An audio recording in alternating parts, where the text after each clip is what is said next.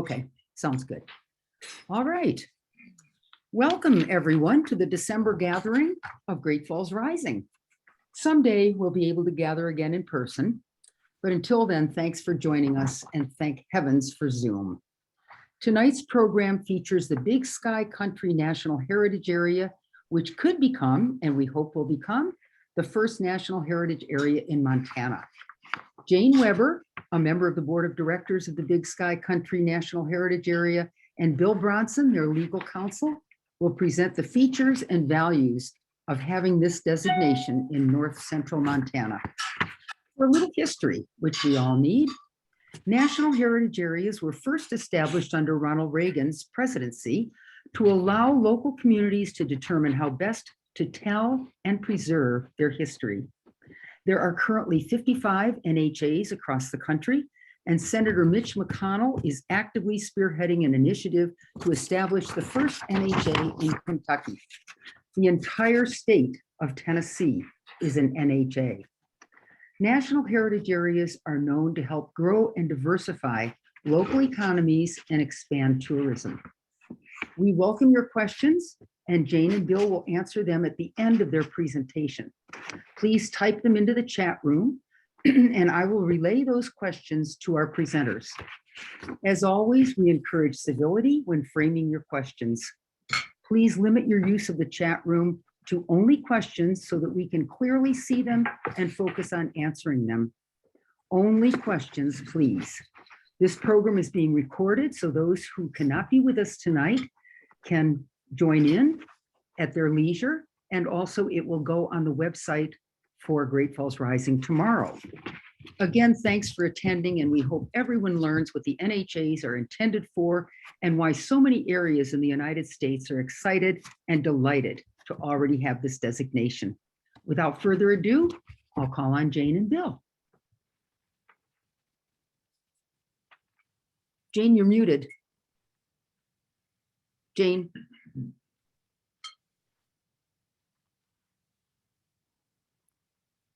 Jane, you're muted. Good. Thank you. I inadvertently muted myself so that you didn't hear any background noise during your introduction. And then Shannon had to unmute me. So now I learned something about Zoom. If you mute yourself when you're doing it this way, you can't unmute yourself. Thank you, Shannon, for unmuting me. We all learned. So again, thanks everyone, and Jerry and Shannon for making this meeting possible. And for all those folks that are online with us tonight, it's great to see that we have over 40 folks who are interested in the National Heritage Area Project. Bill and I are going to tag team this evening, and basically it's a conversation, a presentation, and then we'll take questions and answers at the end through the chat as Jerry described. So I just want to start off by saying we have talked to Great Falls Rising before, but there are other folks on the line tonight. So Bill and I decided that it might be a good idea to do a little history about the National Heritage Area Project here in Great Falls and Choteau County, Fort Benton area, and then talk a little bit about what National Heritage Areas can do for communities, visit a little bit about the process that you go through for a National Heritage Area designation, and describe some of the projects that we are already doing as Big Sky Country National Heritage Area. So bear with us as Bill and I tag team this presentation, and again, thank you for the opportunity. So I wanted to give you first a little background on how Big Sky Country came into play. I was not involved in the original decision making on this. Actually, this idea, the genesis of the idea for a National Heritage Area came from what is called the City County Historic Preservation Advisory Commission. And that is a group of volunteers that are appointed, half of the members by the City Commission and half of the members by the County Commission. At the time, I was a County Commissioner and Bill was a City Commissioner.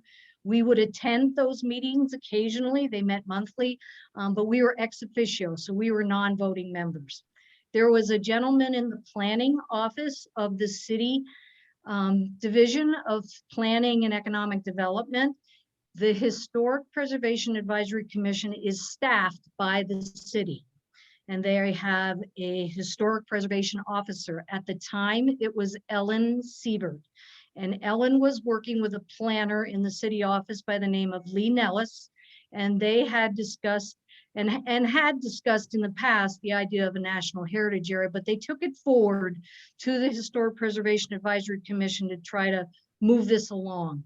They had a meeting in January of 2015, and they invited a gentleman from a national heritage area in Arizona. His name was Charlie Flynn. He was invited up from Yuma, Arizona, to talk about what the National Heritage Area had done for the community of Yuma. I believe that they invited Charlie because Yuma has a major river, just as we have the Missouri River in the Great Falls community, and they wanted to have a similar kind of landscape when they invited him up. There were about 100 people in participation at that meeting. They had done a tremendous job putting it in the Great Falls Tribune and getting it on radio. And so about 105, 110 people attended that meeting. Bill and I both attended it. And we were not participants in that meeting. And Charlie Flynn gave a presentation about the benefits of national heritage areas in Yuma. In Yuma, my understanding from and recall from that meeting was the river in the community of Yuma had been diverted, the original river channel. And that river channel then had, and as we all know, rivers like to stay in their original course. And that old river channel developed a lot of noxious weeds in there, and it created places for folks to go down in there and put garbage into the old channel. And it really became an eyesore and actually a safety issue for the people of Yuma. The community was actually on the decline. And so when they became a national heritage area, one of the first things they did, he told us at that meeting, was he cleaned up the noxious weeds out of that old river channel, and they put the river back into its original course, and then created some walking paths and greenways along that river channel, and it revived the community of Yuma. They were very excited because businesses sprung up in the area, small boutique businesses. I'm assuming they were coffee shops and ice cream parlors and small galleries, those kinds of things. And they were very, very pleased with how the National Heritage Area positively impacted their economic growth in their community and revived the community as a whole. After that meeting, as it ended, Lee Nellis, the planner for the city, and Ellen Siebert, the historic preservation officer, asked the audience, and I should say that the audience that came to that meeting in January of 2015 were folks from Cascade County, Choteau County, and even as far away as Helena and Butte. I know there were folks from both those communities that attended. And Lee Nellis basically asked the community or those in attendance, do you want us to pursue the idea of a national heritage area for this community? And folks overwhelmingly said, yeah, we see it helped Yuma. Let's see what it can do for our community. And so that is when it began, and the Historic Preservation Advisory Commission was the entity that really took it forth originally. After they discussed this, after the original public meeting ended in 2015 in January, they began to explore the responsibilities and the process for creating a national heritage area. And they decided that it would be the best interest to create a separate entity to do that. The folks that are on the Historic Preservation Advisory Commission, and there are 9 of them, they're volunteers. They meet once a month, and their main mission is to work on preservation of buildings and to comment to the city and county commissions on buildings that are destined to be modified or to be torn down in the communities. They also do some education things, and but it's a broader mission for national heritage areas. So they felt it was in the best interest to create a separate corporation. So now I'm going to turn it over to Bill, who actually, as our legal counsel, was the individual who did that for us. So Bill, if you would explain that, please. Okay, Bill. Well, sure, and it doesn't really take. Bill, before you start, let me tell people, because some came on late, that we are recording this for people to watch again or friends who couldn't come on. And also, if you have questions, please put them in the chat room. Okay, go ahead, Bill. Okay, thanks, Jerry. No, and this is a real simple part. I think when Jane and I spoke to you quite some time ago, we may have talked about this, but I'll just reiterate it again.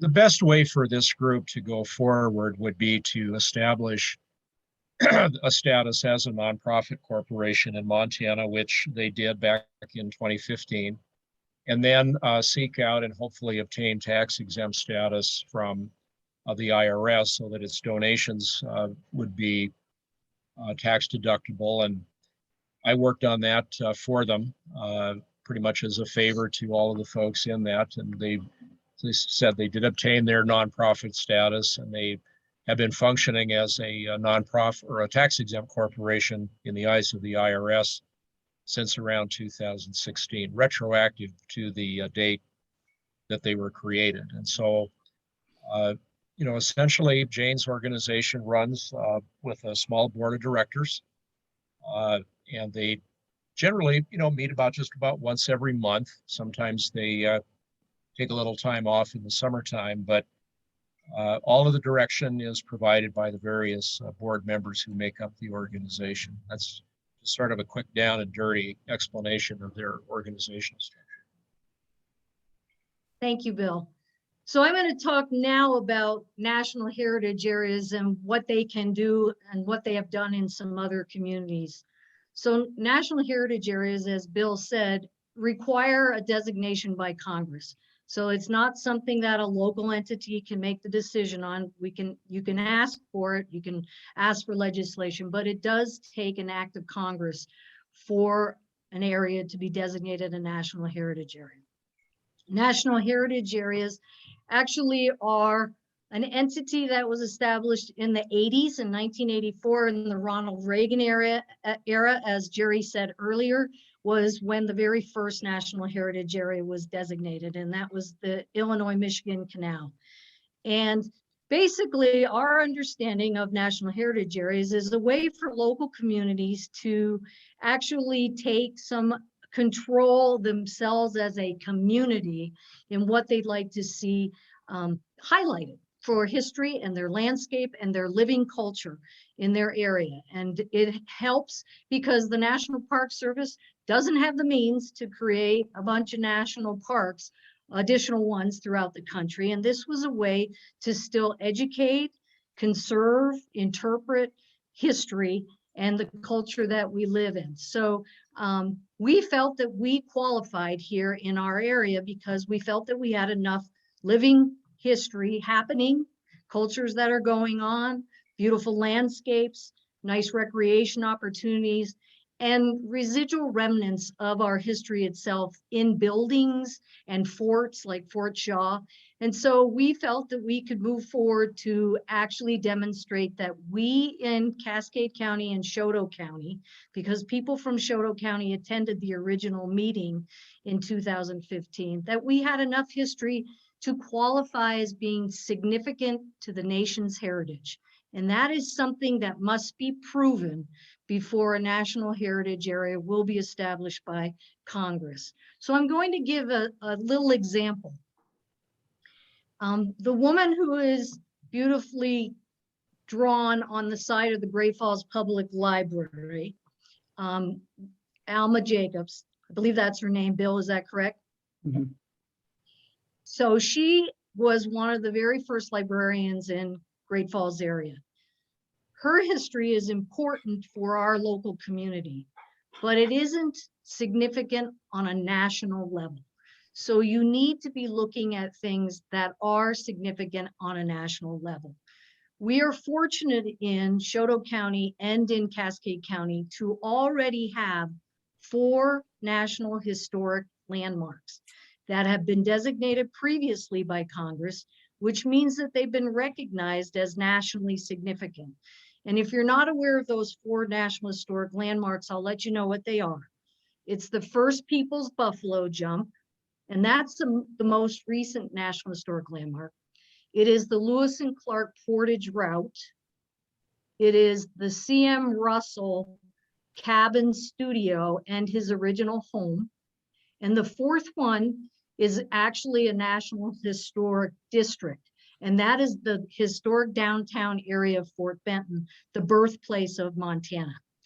We believe with the organization that I'm involved with called Big Sky Country National Heritage Area Incorporated. And I want to be clear, we were originally called the Upper Missouri River Heritage Area. And we felt that that wasn't very descriptive of Montana, and we knew Big Sky Country was. So we actually formalized our name as Big Sky Country somewhere around 2019, 2020.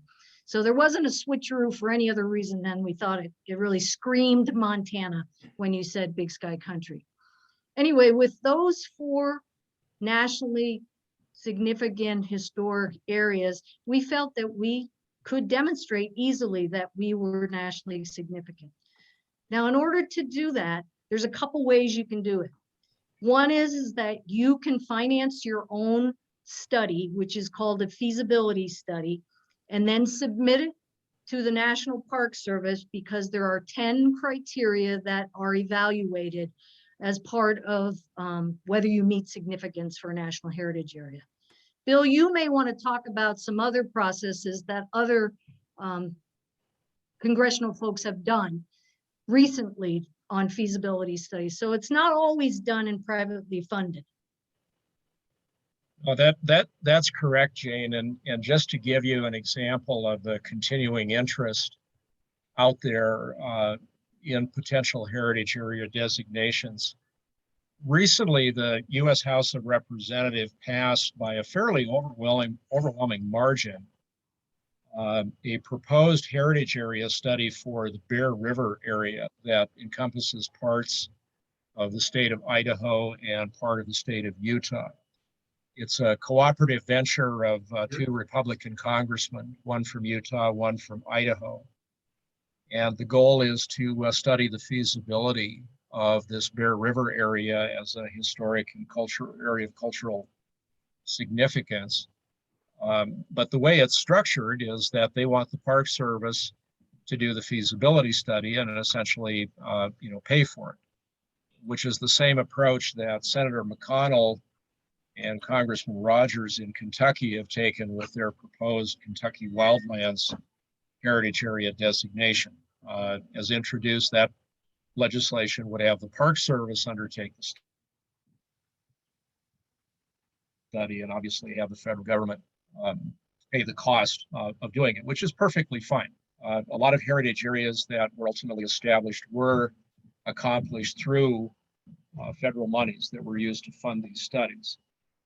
Jane's organization, however, very early on made a command decision that we could certainly go to our delegation and ask for that if they were interested, but that really it would be much better to raise those funds from individuals and businesses in this area and fund the study completely in accordance with, as I said, their own dollars. And Jane's organization had conversations with Park Service representatives early on to make sure that that was acceptable. And it is, as long as they address the matters of greatest concern to the Park Service. But again, these can be funded publicly by the taxpayer. They can be funded privately. The three examples I just gave you, illustrate both ways of doing it. So one of the reasons our board of directors wanted to privately finance ours is when you do get designated as a national heritage area, and one of the criteria I believe that is looked at by the National Park Service when your feasibility study is submitted is to show that you have the capability of sustaining yourself by raising private money. And when you are designated a national heritage area, you are eligible for federal appropriations. You are not guaranteed federal appropriations. If you do receive federal appropriations, you must match them dollar for dollar, and that can be in kind, but our board felt that we wanted to demonstrate that we might be able to do it dollar for dollar. So we raised the funds for the feasibility study, which cost over $50,000 till we did one change order to add on a few additional duties of the contractors. We did actually advertise that nationally, and we selected 2 individuals who have been very involved in national heritage areas. The business is primarily owned by a woman named Nancy Morgan. She was out of Tallahassee, Florida, but she most recently has moved to Denver, Colorado. And she was involved with the Cane River National Heritage Area in Louisiana, and she actually co-chaired as executive director of that National Heritage Area for a while. The other individual who is working with her in partnership is Augie Carlino. He is the executive director of the Rivers of Steel National Heritage Area in Pittsburgh. And the focus on that National Heritage Area is that when the steel mills went out in Pittsburgh, they had many vacant buildings. And they've been able to, with their National Heritage Area, repurpose some of those vacant buildings, interpret some of those vacant buildings, the industry as the steel industry. And they've also created a wonderful tourism opportunity with bus tours and bike paths that connect even beyond Pittsburgh and out of state, because it's quite an extensive system. And they've created an artist's kind of mecca there, where they were able to help artists to rent space to have their own galleries, and those artists then have succeeded, and it's created a really nice artist community there. So Augie and Nancy then helped lead us through the feasibility study process. But we had a task force of members.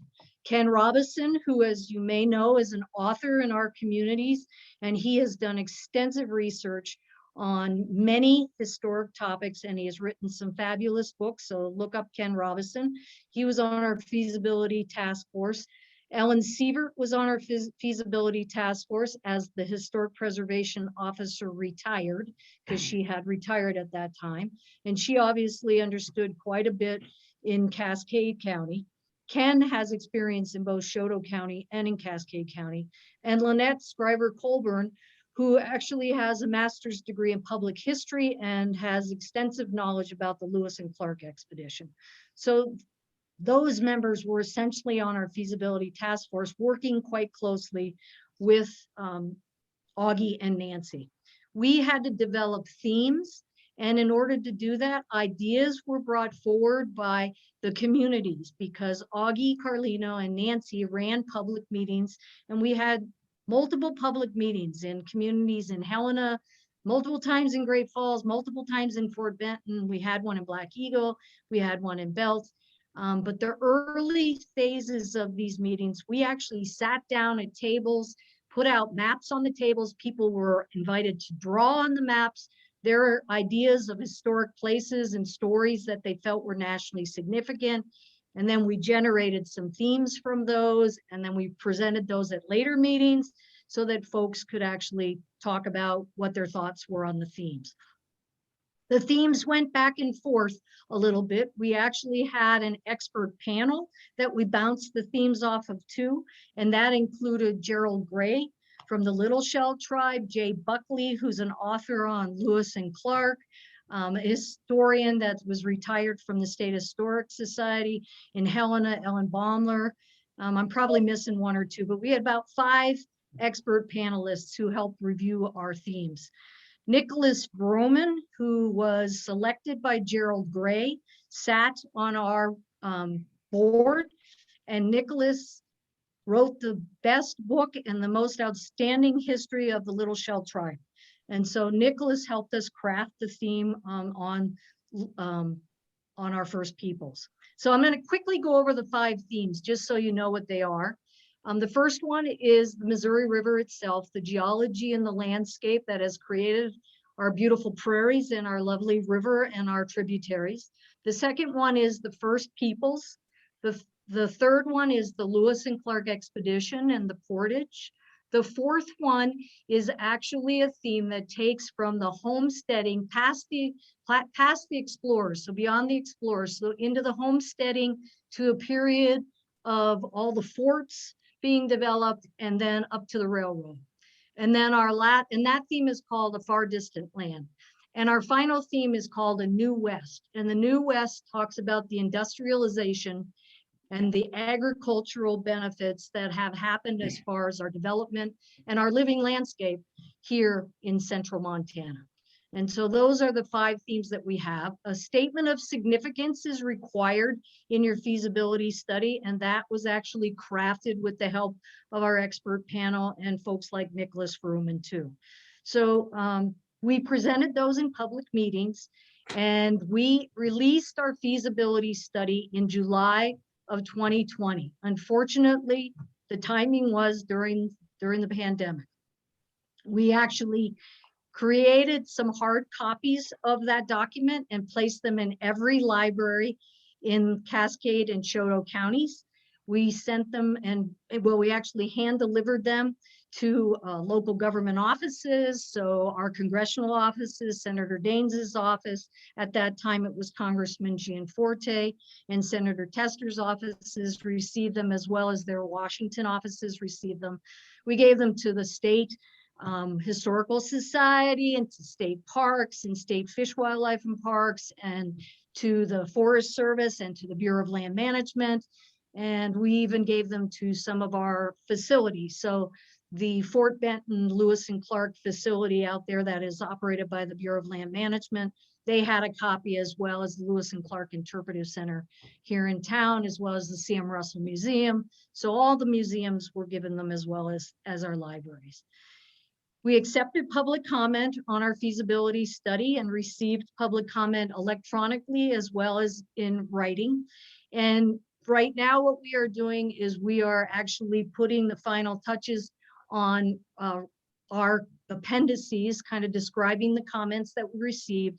Some of those were very good corrective comments too. So there were some date errors in the document or misspellings. And so those are being corrected too.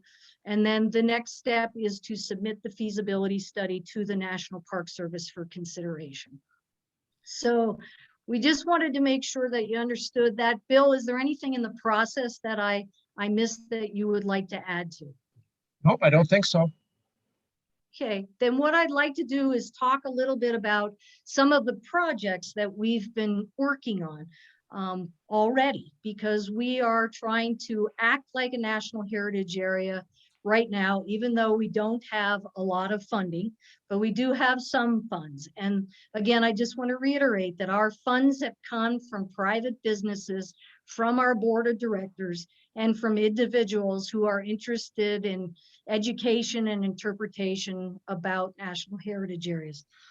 Before I do that, though, I do want to make sure that people are clear about what national heritage areas can and can't do.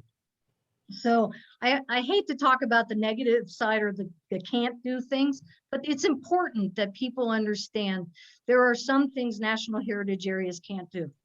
Number one is there's no authority for eminent domain. And Bill, do you want to address that a little bit? No, I think you can go ahead and just, go through the typical laundry list of the things that they're not authorized to do or that they have no power to do. And then if you need me to comment on any of those, I can certainly do that. Okay, so there is no power of eminent domain.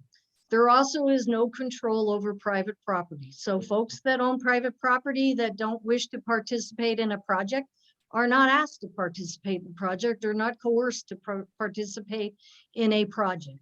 The boundaries of a national heritage area are actually identified by Congress. The feasibility study simply identifies a potential boundary for a national heritage area, but ultimately Congress decides that. The other thing is national heritage areas may not use federal funds to purchase any land. And our national heritage area does not want to purchase land because we don't want to manage land. And so we have heard of some national heritage areas that have purchased a building using non-federal funds for their offices. And so there are some that do own a building or an office space so that they can operate with an executive director. Typically, national heritage areas, small ones like we probably are going to be considered, have 1 or 2 employees, an executive director and maybe somebody that helps out with projects or marketing. We currently right now are all volunteers. We don't have a National Heritage Area designation. We have not asked for legislation at this time. And so we just work as a group of volunteers from the board of directors, and any projects that we work on are funded with our own personal donations and from donations from businesses and individuals who support history. So here's a couple of the projects that we have done. We've been working with the Monarch Depot. Folks may not realize that the Monarch Depot was originally owned by the Montana Department of Transportation. And the folks in Monarch came to Bill and myself when we were both sitting as a county commissioner and a city commissioner, and asked for some help with the Montana Department of Transportation so that they could get control of the depot, because they were wanting to do that, to interpret it as a depot, which had been really modified to be a storage area. And so they had really changed the look of that building in some ways. So Bill and I were able to work with Montana Department of Transportation, and the county commission was willing for MDT to donate the building to the county.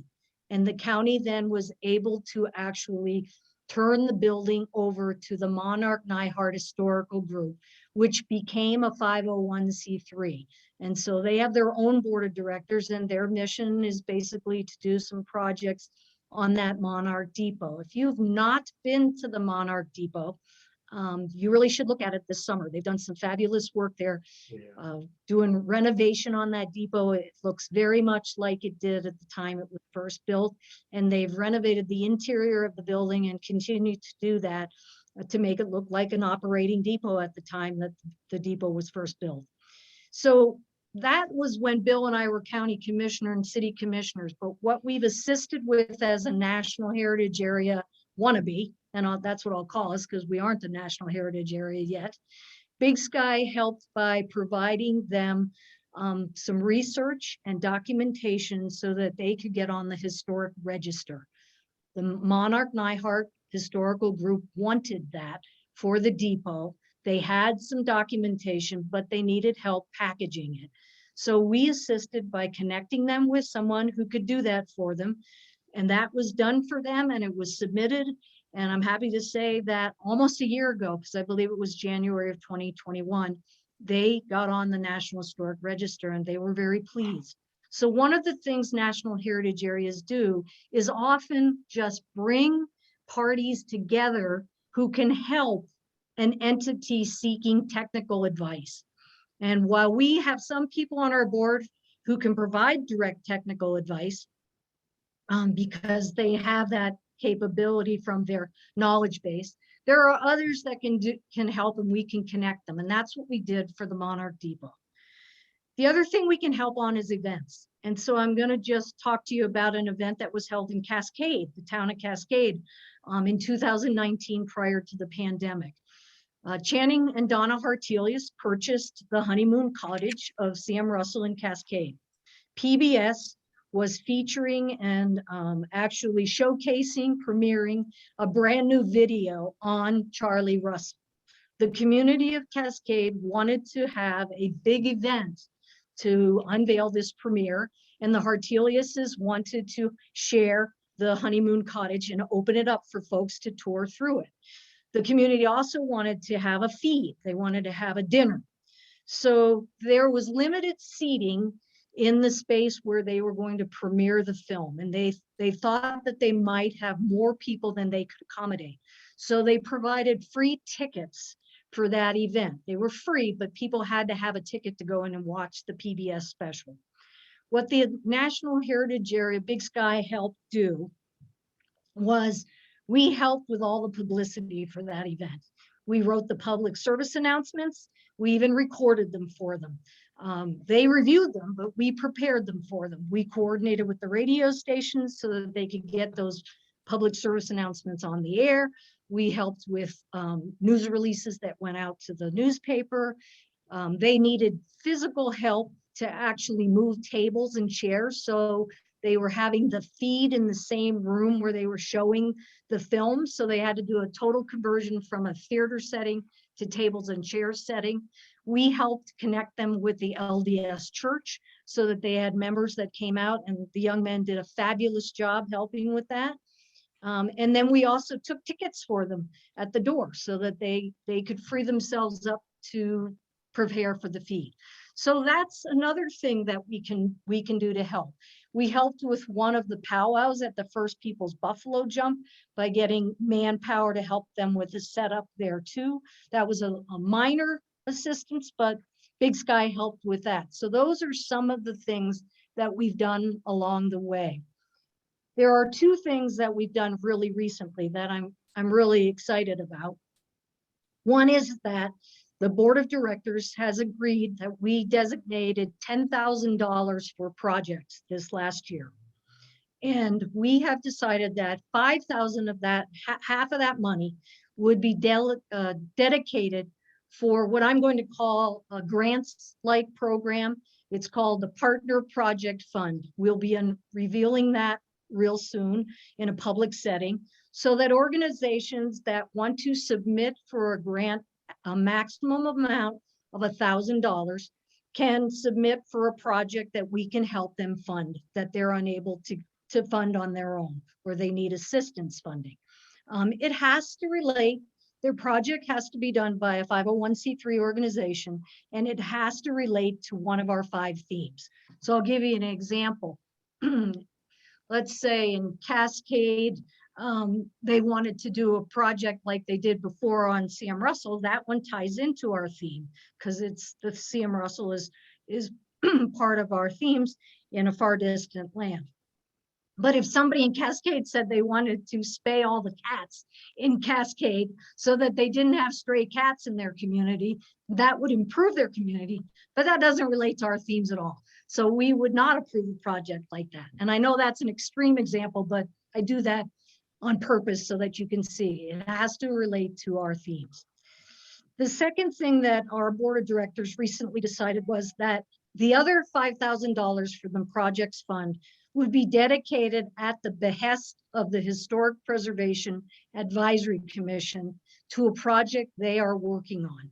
And that project is to get a feasibility study to preserve and determine how to stabilize the barn that is the Boston, Montana barn, the last remnants of that mining operation where horses were stabled and carried the wagons with the equipment for the mining operations. That's the last remaining building from that operation. And it's located in Black Eagle on city property on the Black Eagle Golf Course, directly across from the community center, if you're not familiar with that barn. It needs a new roof.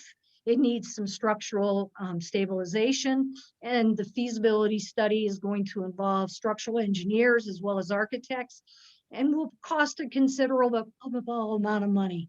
And so we dedicated $5,000 to that project, which we are holding in our account, committed to that, dedicated to that project. And when they raise enough money to go out for the study, then our funds will be released. We are also assisting them by approaching others to match our $5,000 to see whether we can help them get the money they need. You know, there's an estimate that getting that study done could cost between $25,000 and $50,000. So it's not an insignificant amount of money. Consequently, after we dedicated $5,000, the Historic Preservation Advisory Commission also dedicated $5,000 from their limited funds. They have very limited funds. Most of their funds come from the sale of their Christmas ornaments. So make sure you go out and purchase one of their Christmas ornaments this year. It's on Black Eagle, the Black Eagle Dam. So those are some projects that we're doing right now that we're pretty excited about. And we hope to expand our ability to help folks who have projects that they come to us with that they want assistance on. So Bill, is there anything else you want to add to that before we open it for questions? No, Jane, I think you did a great job. Thank you very much. Folks may want to know who's on our Board of Directors. If you just Google Big Sky Country National Heritage Area, our website will pop up for you. We have 12 members on our board of directors. Several of them are from Fort Benton community, and others have connections to the Fort Benton community. They may own land, but they don't live there currently. And then we have folks from Cascade County too. So there's 12 of us on the board. And as we said earlier, Bill is our pro bono legal assistance that for our board, and he is a member of our executive board and provides advice to make sure that we are in compliance with our articles of incorporation, that our filings for taxes to the IRS are done in a timely manner. And so Bill has been very instrumental. Bill, I would ask that you also though talk about the resolution that Big Sky Country passed early, very early in 2017. Sure, I'd be happy to. And what Jane is alluding to is back in 2017, as her organization was getting on its feet and really beginning to get a better understanding of what national heritage areas are and what they're not and what they should not be. They were cognizant of the fact that Congress, whenever it was creating new NHAs, was putting in place very specific sideboards to make it clear what everybody thought was clear at the outset. They're not regulatory organizations. They're not able to tell people what to do or not what to do with their land or their property or so forth. But nevertheless, Congress put in a group of sideboard, a list of sideboards, which she has already discussed. And Jane's corporation adopted a resolution not only indicating that they supported all of those sideboards and felt that they were appropriate, but that they would only seek legislation that included those particular sideboards. In other words, Jane's organization is committed to the proposition of what she has just discussed. It's an entity that is out there to promote our culture, our heritage, our history. It is not there to, in any way, shape, or form, engage in any kind of regulatory activity or to interfere with private property rights. And so it adopted a resolution essentially, stating that those sideboards were appropriate, and that's the only type of heritage area that they, as a group, would ever support. Thank you, Bill. I'm just trying to think, Jerry, if I have any other things in my head before we go to Q&A. I think I've pretty much covered everything that we had to say. I will say that we have made over 75 presentations in the time since we established first as Upper Missouri River Heritage Area, and then through all of the feasibility study process when we had public meetings. We've made those presentations sometimes to groups like Great Falls Rising, who invites us, or to church groups, or to service organizations like the Lions and the Optimists and the Rotary groups, to PEO groups, and even to legislators. We've made presentations to legislators, sometimes in groups, sometimes individually. We've made multiple trips back to Washington, D.C.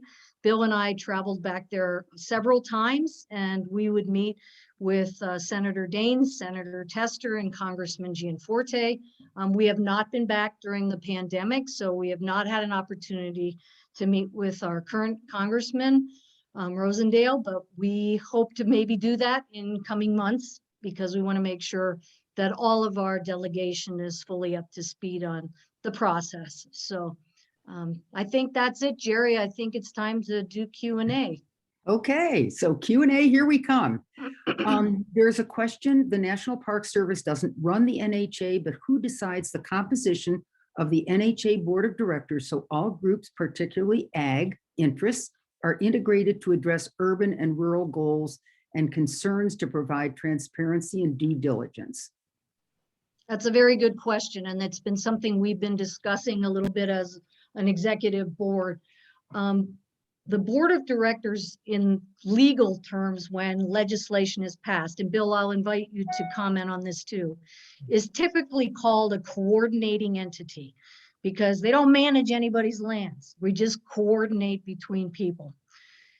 There has been some conversation that we in the legislation can suggest to the senators that and because we've seen it in other legislation, where we could ask that the coordinating entity be required by Congress to have a certain number of ranchers, farmers, tribal members, as well as just regular other citizens on its makeup. And we think that would be a wise thing to do.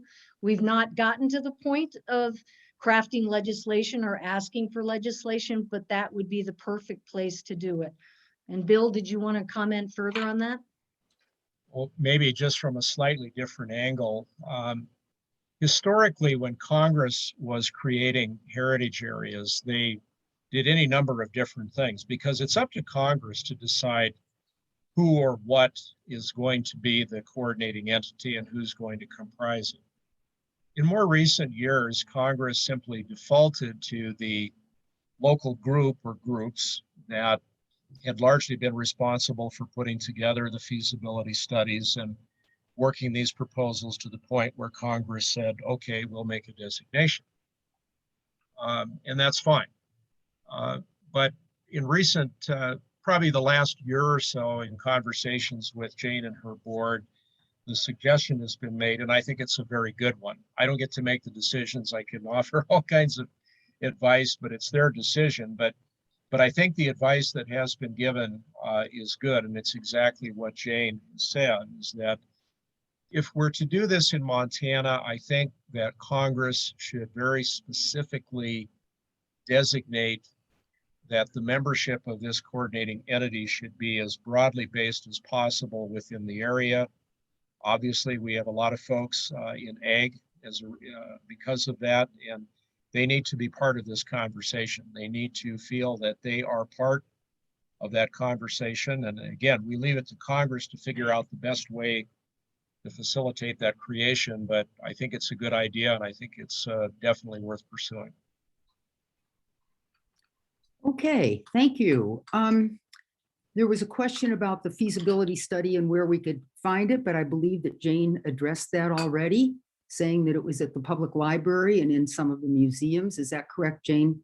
Yes, it's also on our website, Jerry. So Okay. the complete document is on the website. The document is over 100 pages long.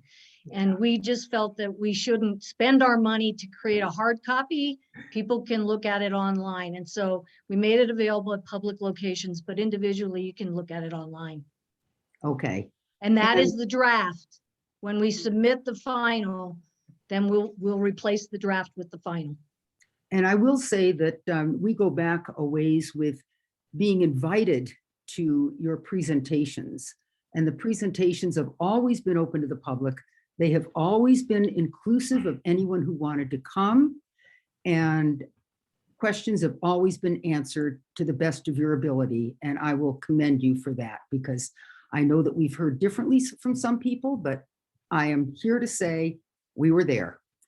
There's a question, did I understand correctly that the $50,000 for the Big Sky National Heritage Area was raised nationally? If so, why was this raised nationally if you're looking for local support for this project? Jane? No, that's an error in understanding. Okay. It was raised locally.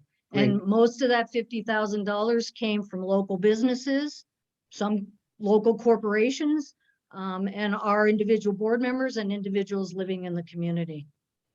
Okay, thank you. I think it's really important for people to listen to what is being said, because we can all, be distracted by kids and refrigerators overflowing and everything else. But when these people who have worked so hard on this tell us something, please listen to the words that they're saying. But Jerry, I do welcome to ask a question. If you think you misheard, absolutely. I want to make sure that we clarify. So I welcome those kinds of questions, and thank you to the individual that did ask it. I know you do, Jane. Here's one. What are the limitations on these heritage? I'm not sure what this word is. Declarations, maybe, concerning private properties. But I think we were pretty clear that there is no impact. The national heritage areas are not allowed to actually impose anything on private property. They're not allowed to influence zoning requirements, planning boards, or any of that. And there was an audit by the Government Accounting Office in 2004, which took a look at all of the existing national heritage areas at that time. Now remember, there are 5 new national heritage areas that were established by former President Trump in 2019. Those were not part of that audit, but it's looked at very clearly. And if there are complaints for private property rights violations, a national heritage area can lose its designation. Congress can remove that designation as easily as they establish it if you aren't functioning properly. So Bill, do you want to add to that at all? No, I think that you've adequately, explained it again. I think that over the years, Congress has done an excellent job of putting in sideboards that should address any particular concerns that anybody has about this. It's just not a problem I see developing. I will also add, Jerry, that national heritage areas, when they're designated, have to be redesignated every 10 years. They're reviewed by Congress and then reauthorized every 10 years. So if you can't sustain your operation financially, if you're having difficulty matching the federal appropriation, those kinds of things, I believe, are evaluated when Congress reestablishes your designation. Okay. Well, Reauthorizes is the term, I should say, reauthorizes. that's good to know. Here's a question. Jane said national heritage areas don't have eminent domain, power over private lands, ability to purchase land, etc. But once it is established, does Congress have the ability for these actions under the National Heritage Area? It must be National Heritage Act or something. In other words, can Congress change things once it's been Congress, under national heritage areas, I don't know of Congress coming in and taking somebody's private property, taking somebody's ranch. I have no knowledge of that ever having happened. And I've been in touch with quite a few of the executive directors across the country, and we belong to the Alliance of National Heritage Areas. And Bill and I have attended their annual meetings in Washington, D.C. And Bill, to my knowledge, that's not happened because of a national heritage area. Well, that's correct. And if I understand the question correctly, I think what the questioner may be wondering about is, well, fine, Congress adopts, sideboards. What's to say that at some point in time, they take those sideboards out? Well, my response is 2 things. One, I think the minute that happens, I think it undermines the entire National Heritage Area project across the country. I can't imagine anybody would accept a situation where heritage areas were becoming regulatory in nature. I certainly wouldn't. And I say that as a former, city official who did a lot of land use work over the years. And we're good enough out here in Montana in our local communities. We can make our own decisions about those kinds of things. We don't need federal agencies making those determinations for us.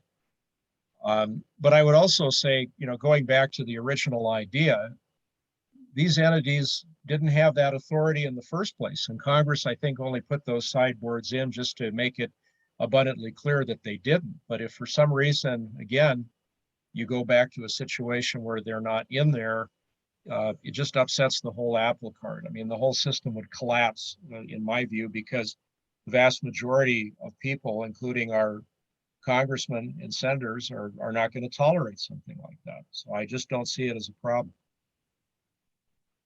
Thanks, Bill.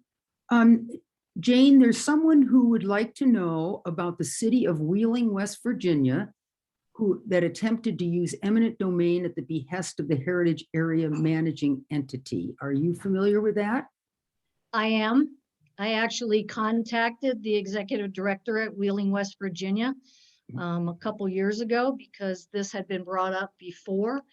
And here's the background on Wheeling, West Virginia. And the executive director that sits there right now is not the executive director that was there before. So they put me in touch with the former executive director. So I spoke to both of them. My understanding in Wheeling, West Virginia is that there are a lot of Victorian homes in Wheeling, West Virginia, and they pride themselves with having the Victorian look. There's a program called the Main Street Program, which we here in Great Falls have used also through the Historic Preservation Advisory Commission. The Main Street Program is federally funded. It comes through the state, and then local entities like the Historic Preservation Advisory Commission can tap into Main Street funding. They did that in Wheeling, West Virginia. The Main Street funding can be used to actually have architects draw facades of your front storefront. And there was a discussion that they wanted to kind of look into doing that in Wheeling, West Virginia, in their downtown area. Only property owners that wanted to change their facade participated. You know, nobody was forced to do it. And so folks could get the drawings for free from an architect on how they could change the facade of their storefront.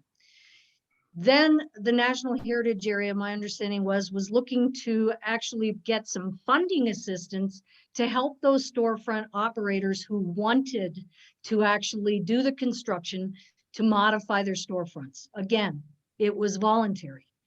And in the end, that money got diverted because it was federal money.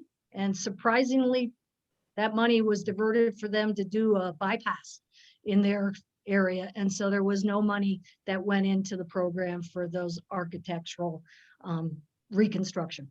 And so it didn't happen, but folks were voluntarily involved with participating in the Main Street program. And that's something we've done here. There's been multiple buildings in downtown Great Falls that have had a facade drawing done on them.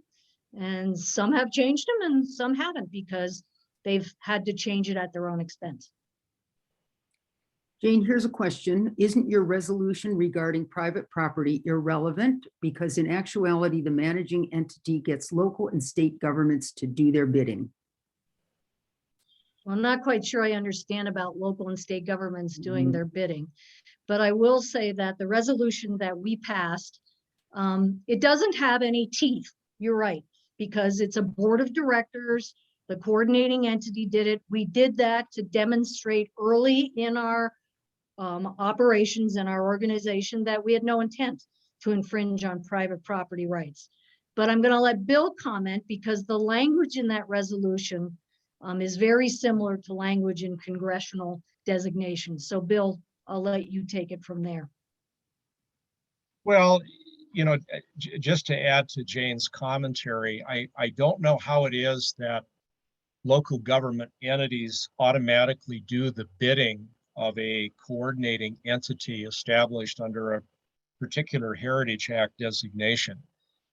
City governments, county governments, state government retain all the authority that they've traditionally had with respect to any kind of land use decisions is probably be, you know, the most important example. So they're not bound to do anything that a coordinating entity, you know, might suggest. But again, I think it's important to keep in mind that the heritage areas work on the concept that these coordinating entities work with parties that are willing to work with them. They don't try to come in, and they cannot come in and force people to do things that they don't want to do. And so I'm having a little trouble wrapping my head around the question because, again, I don't see it as an issue or a problem that we have to be concerned about here in Montana. And I will add to that, Jerry, that at a county commission meeting in December of 2020, the mayor of Yuma and one of the county commissioners from Yuma County was on that call. And they specifically said that since the establishment of their NHA, there has never been any influence. They have never felt that they've been threatened to have to do some political maneuvering or make a decision, or their planning or zoning regulations have been impacted or even attempted to be influenced by the National Heritage Area. It's simply not supposed to happen. You're not supposed to do that. And so national heritage areas that coerce or try to do that, I would think would be evaluated poorly. And when reauthorization came up, I would think that that would be questionable. Reauthorization is a powerful tool. You know, it's always a good thing to look at things down the road. Jane, here's one. I appreciate you speaking to whether or not Congress has taken private property in the past, but do they have the power to if they choose to? I'm going to let Bill talk about that, because eminent domain for highways and those kinds of things. Bill, would you address that? That doesn't have to do with national heritage areas, but yes, they do have the authority to do it in some situations. Well, maybe just back up here. The power of eminent domain is a very old concept that developed, from our forefathers in England, when the crown would on occasion need private property to construct public infrastructure, roads, bridges, and that sort of a thing. And when that concept was incorporated into our constitutional system in the late 18th century, it was incorporated with a proviso that government could certainly take private property for public purposes like that, but only with the payment of just compensation. And those particular decisions are made usually by an agency or an entity, the Federal Highway Administration, or somebody in the federal government needs private land or portions of private land for, again, public infrastructure. And they have to follow a process whereby just compensation is awarded. It's not a congressional decision. It's a decision by an agency acting under the authority of Congress to pursue some kind of a public good. Same thing in the state of Montana, except in Montana, we have a further restriction that has been written into our laws over the years. And, speaking as somebody who's represented a few landowners over the years on eminent domain, I think it's prudent. We make it abundantly clear that our eminent domain laws are intended, again, for public purposes. We have construed that to apply to things like power lines and that sort of thing. And we've granted some authority to, the power companies to exercise that authority there. But the state of Montana and its various subdivisions, cities and counties cannot utilize eminent domain to take property that ultimately ends up in somebody else's private hands or private uses. And that's an added protection that our state and many other states have adopted over the years. Thanks, Bill. There's one, thank you for having this meeting, considering that this is not a popular project among local landowners. How closely does this NHA work with environmental organizations, land trusts, etc.? We haven't worked with land trusts at all, because again, what we do is projects that people come to us with that they're interested in having assistance on. So, a trust could donate money to us, and we have received money from a private trust, but it was not a land trust and it was not an environmental trust. It was just the private person that likes history. And so that trust gave us some money, but it didn't have anything to do with environmental land. And it was not dedicated for anything in particular either. It was allowed to be used for anything. So I guess my answer to that is we have not had any affiliation with a land trust. Okay, the same person would like to know, how do you work with those agencies under Nepa? And for those who don't know, Nepa is the National Environmental Policy Act. Have you had any situations where the NEPA regulations were important in what you're doing?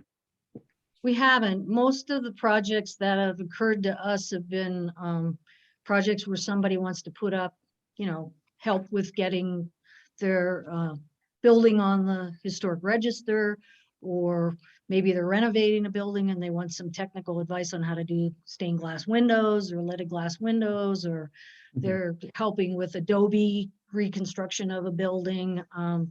So no, we haven't had any projects that have involved NEPA or required MEPA, which is the state version of the Environmental Policy Act.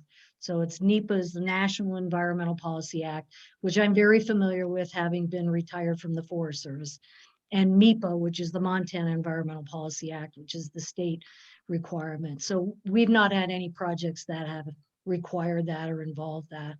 And I guess I don't see that happening in the future, but I can't say it might not, depending on what some landowner wants to do. But Bill, help me out on private land. If a private landowner wants to do something, I don't think that they're required to follow MEPA, or they wouldn't be required to follow NEPA because it's not national public land. It would be private land. So Yeah, that's can't- correct.